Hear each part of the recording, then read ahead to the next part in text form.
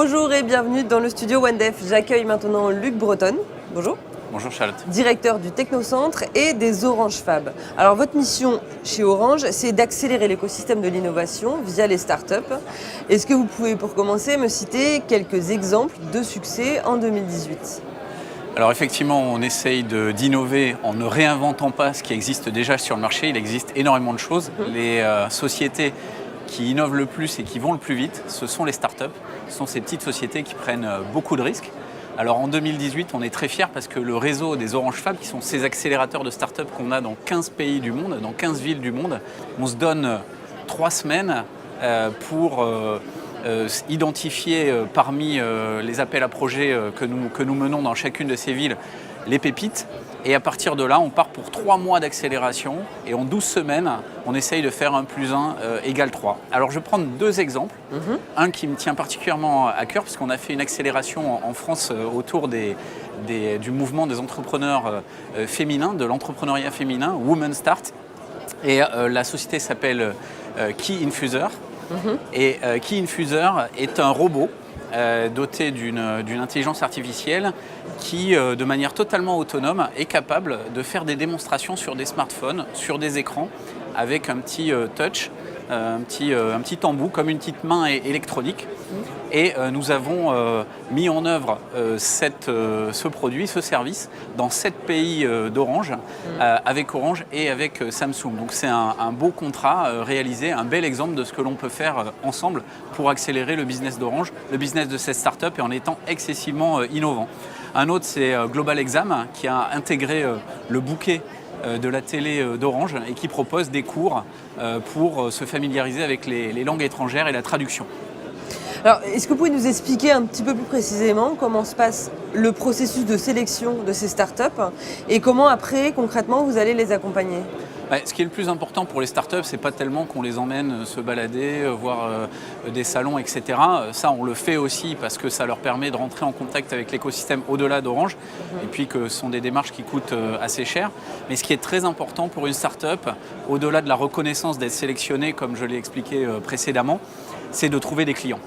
Et donc vraiment être capable d'avoir l'achat, je dirais, du principe de ce qu'ils amènent à Orange par une business unit, donc une entité d'affaires chez Orange, qui lors du jury va lever la main et dire « moi, je suis intéressé par ce que fait cette start-up et j'imagine qu'on pourrait faire ceci ou cela ». Alors ça peut être aider la start-up à vendre ses produits, intégrer l'innovation de la start-up dans l'innovation d'Orange pour faire ce 1 + 1 égale 3 en matière d'innovation.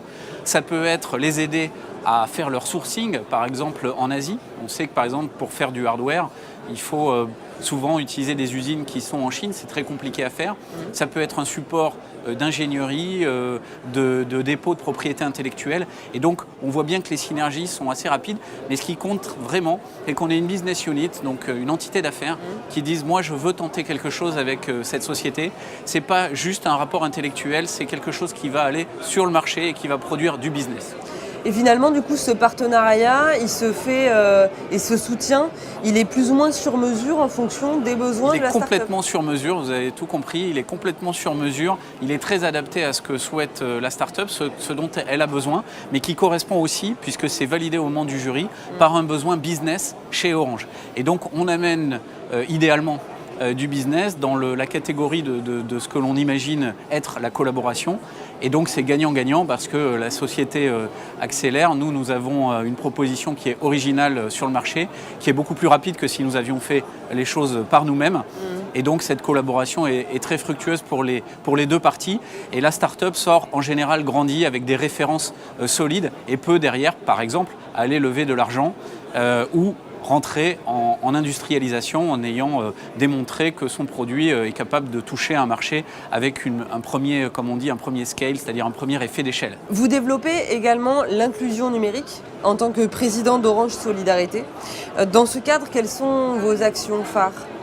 Alors effectivement, Orange et sa fondation, et puis l'association Orange Solidarité, qui est très, très proche de la fondation, développe plusieurs programmes. Alors on peut parler des ateliers numériques que développe Orange Solidarité, plusieurs milliers sur le territoire dans les salles de formation d'Orange. Donc il s'agit de remettre le pied à l'étrier du numérique des gens qui sont exclus du numérique. Aujourd'hui, ne pas savoir utiliser le numérique, c'est plus pénalisant que de ne pas avoir son permis de conduire.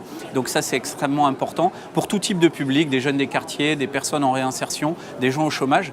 Donc ça, on fait ça toute l'année et les bénévoles d'Orange sont très actifs là-dessus. On aide aussi des dispositifs comme Simplon qui permettent de former au code et des gens qui ont été victimes de décrochage scolaire ou qui ont besoin de se réorienter. Et puis on soutient tout un réseau de Fab Labs solidaires partout sur le territoire, notamment aussi ici à Marseille. Alors la Ruche par exemple est un bon exemple d'accélérateur pour le coup, d'incubateur, mais aussi des Fab Labs solidaires comme à l'école centrale de Marseille par exemple.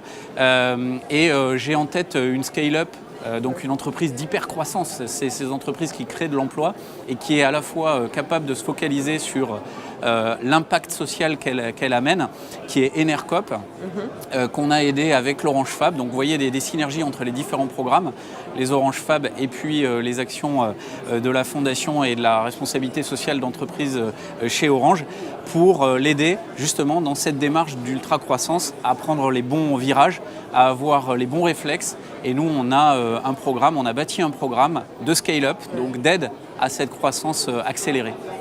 Et vous direz pourquoi l'impact social est important pour Orange ? C'est la raison d'être même d'Orange. Nous ne sommes pas un opérateur qui doit faire de la technologie, ça n'a pas vraiment de sens. Le sens d'Orange, c'est d'être une entreprise au service des citoyens dans les pays dans lesquels nous opérons. Et si nous n'avons pas cette raison d'être et si nous ne l'incarnons pas au quotidien, eh bien on passe complètement à côté de notre mission. Pour 2019, ça continue, vous avez de nouveaux projets, ça se développe ? Alors pour 2019, on accélère. Alors j'ai parlé beaucoup de ce qui se passait en France. On a aussi beaucoup d'actions en Afrique, au Moyen-Orient, là où nous sommes présents en tant qu'opérateurs. On a par exemple la 9e édition l'année prochaine, enfin cette année, de l'entrepreneur social en Afrique. En France, quelque chose d'assez équivalent que l'on pousse, c'est le prix des ambitieuses, qui est un prix qui vient soutenir des entrepreneurs ou entrepreneuses féminines en l'occurrence, qui ont également un impact social. Voilà quelques exemples. Et donc cette année, tout le dispositif que l'on a mis en œuvre avec Simplon, avec la Ruche, avec ces Fab Labs solidaires, avec ces prix d'entrepreneurs sociaux, s'accélèrent, prennent corps et ont véritablement vocation à créer de l'activité en local. Pas tout à Paris, pas tout juste dans certains endroits du territoire, mais au plus proche de là où se trouvent les gens pour recréer de l'activité localement, partout en région, et labourer notre territoire.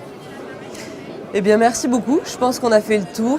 Je vous remercie d'être venu sur ce plateau et je vous dis à très vite sur le studio OneDef.